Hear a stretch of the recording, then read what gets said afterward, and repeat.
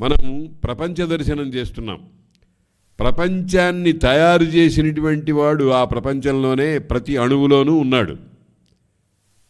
తద్దర్శనం చేయాలి.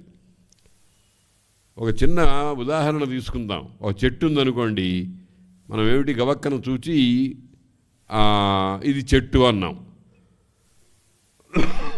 చెట్టు అనే జ్ఞానం మనకు ఎలా కలిగింది?